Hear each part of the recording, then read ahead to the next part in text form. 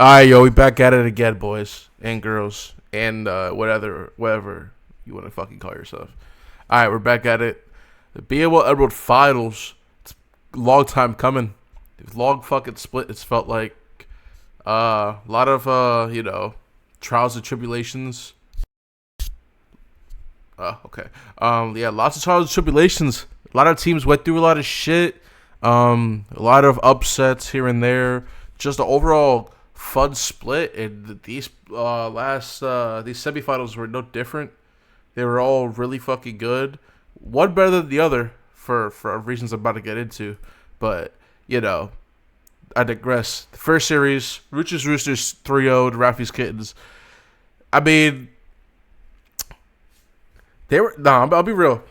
The first game, it was close. Like, the comps weren't that bad, but they play the fuck out of that Ori Nocturne so good, bro. I hate playing against that shit. Like, we told Koopa, yo, just play safe, let them blow everything they got, and then the fight's easy. And then he just gets, like, one shot for showing for 1 second. I'm like, I'm not gonna lie, I can't even blame him for that. There's really not much he could do about that as an ADC player in 2026. But yeah, it was just Koopa getting blown up repeatedly and us not being able to protect them.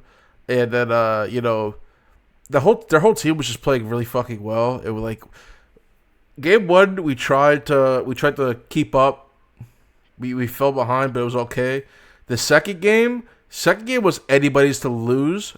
It definitely felt like we had a good foothold, and then we just fucking threw it at one dragon fight, and then they just won the game. And I'm not gonna lie, that second game tilted the fuck out of us. Like, we were like so confident we're gonna win that game. Like, everything felt like it was working correctly. We were scaling good. We just had a lot of good shit going for us. But man, at some point it gets really fucking difficult to peel back the Shyvana and the Zac. Like, they're just two tanks. Well, I don't even know if you classify Shyvana as a tank, but they're just two characters that disrupt a lot, and their comp is really good at just disrupting everything and making it hard to play.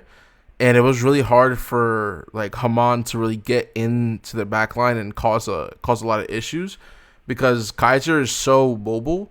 And if Paige just, which she did, and she never walked up further than she had to, if she just stays by Kaiser, tags him, and tags Haman, as soon as his W's over, he's just fucking frozen in one shot. So it's like, I don't know. At that game, it just, we had it in our bag, and then we just sort of threw it away. And I think that really tilted us because the next game, we just sort of like, we had no more steam in the system, bro. Like, it kind of just felt like we were just coasting.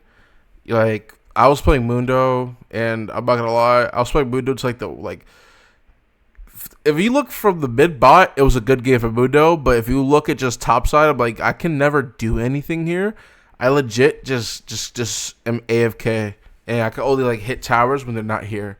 And that's all I did. I couldn't even team fight. I just showed up once in a while, hit something for a Hearthstone proc, and then just split push, and it didn't matter because they're the Saheen was doing good. Watercat was playing so fucking aggressive on that Lysandra. Like, he was doing some crazy fucking flashes. And they drafted the Lulu Ezreal, and I still don't think that's a good bot lane pairing, but they made it work. And, they just showed up on the day. They played a lot better. And I like playing against teams like Roosters. They're like one of the more fun teams to play because they're tough to play against. But if you don't like playing against hard teams, then you're just a pussy that likes winning only, and then you don't like any substance to it. You don't like any challenge. You just like winning for the sake of winning, and that's not fun. That's just like, at that point, go sit in a E4 cap, you fucking whiner. But yeah, that was a good series. I really enjoyed it. It sucks that we didn't win. We're all competitors. We like to win, but at least I lost to them, and that's like fucking Optimus Falcons. All right. This is the series that was a banger. I was looking at this shit. I'm like, wow, this is a fucking slobber knocker, bro. Ink Resurgence 3-2 over Cardinal Sin. And this is one of those series where it's like no one has that like the clear edge until game 5. It was just like back and forth. Like, Ink Resurgence won the first game off of Ink Resurgence lost the first game, and their comp wasn't bad. They were drafting the Mage's bot lane. They had the Seraphine. and their comp looks solid, albeit no DPS. But you think they would have enough survivability. But it was just it was like the mid bot for Syndicate really showed up, and they halted anything that Ink could do that game. So it was hard comp wise for them to really play how they wanted to play, because once they get behind, it's kind of like you could stall, but the other comp scales really well, you know. So it's like a damned if you do, damned if you don't type of situation. But you'll see as the series gets further on, and like in my opinion, as the pools get less meta, I think Ink really had the edge there, because I think their pools got a bit more interesting. Like game 2, they bust out to Shyvana, and I'm not gonna lie, that Shyvana champion is so scary to play against when she's not behind. Like, I do not enjoy playing against her, just because like I think her new ult is much better, because the fear is like really really annoying, and then the true damage on her third Q, she could one shot you really quickly, you know. And it was really just the Frozen Ace show. The rest of his team sort of just had to like not lose, and that's exactly what they did. You know, bot had a good lead. Mid was about even for the most part. He was down with a lot of CS, but you know the kills and shit were like there. But he didn't lose the lane. You know, he just sort of didn't win it, which is crazy in the Silas Ari matchup. But I don't know. And then Roa didn't even have to do anything. He just malfight. You're a rock. You know, you show up, click R, let the Shyvana take care of business. So that's how that looked for that game. Game 3, it looked close. It probably could have went the way of Ink, but their comp relies on you really getting ahead early. And I think Syndicate's comp was overall better, just because it had a bit more. It had more tools, and it had more consistent tools. You didn't need them to get ahead. You knew that if they were even close to like even, they were gonna win. And that's exactly how it went. Because that team, you really need for Ink, you need their Echo to get ahead. Like you really need their Echo to like be able to just one shot somebody. And I don't think the Echo ever got to that point, because it's a really niche pick. You really need that shit to really get ahead. So they played like we just gotta want you to go in. The Shen's gonna ult you and play around that. And they never really got to that point. Shen built a Frozen Heart because I guess he needed more mana. But you know, I digress. I actually don't know about the Frozen Heart. If y'all can let me know about that, I'd really be interested to understand the tech.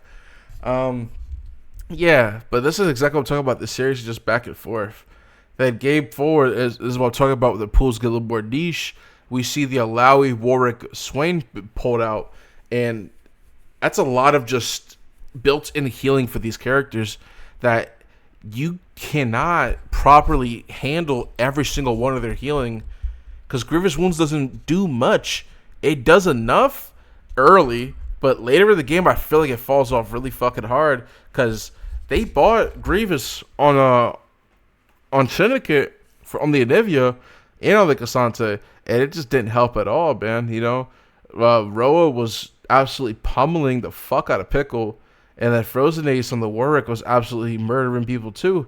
It was really just the top side getting going. And then it's just like, yo, Ziggs, don't die too much and farm as best you can. And that's exactly what happened. You know, it's an overall good game, solid. And they really understood that, yo, we just need to go crazy top side to get everything popping. And it was a long game too, because in theory, you'd think that Ink's comp would fall off, but having Nocturne with no Orianna, you could feel the difference.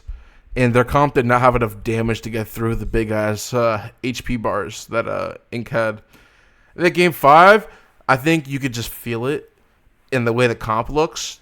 It looks like Syndicate ran out of gas and ran out of picks. Because, like, I think their comp looks solid until I see Olaf. Because I just don't think you're setting up the Twitch Lulu. If you pick a Twitch Lulu, we're playing to get Twitch Lulu ahead. And once you ignore the Twitch Lulu and you start picking other shit, it just kind of gets hard. Because I get that Pickle picked Olaf because Olaf's a winning matchup into Gnar for the most part. But